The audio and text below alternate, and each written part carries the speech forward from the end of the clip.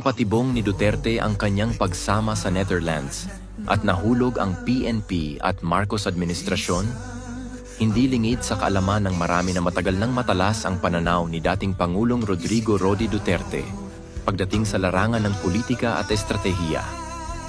At sa nangyari kahapon kung saan siya ay agad gustong dalhin sa Netherlands nang hindi dumaan sa tamang proseso, tila malinaw na nagtagumpay siya sa isang napakaingat na bitag laban sa kasalukuyang administrasyon at sa Philippine National Police, PNP.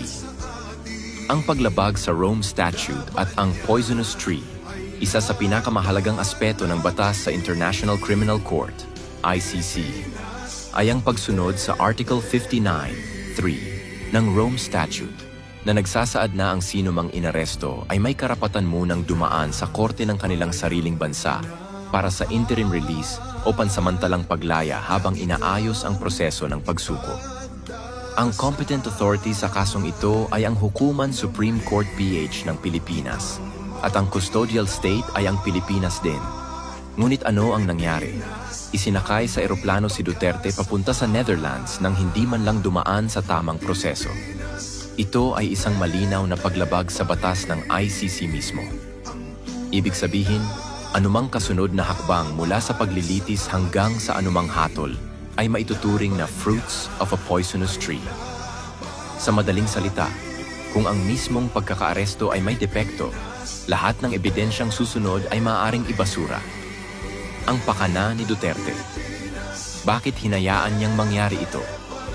Maraming nagtatanong, bakit hindi lumaban si Duterte?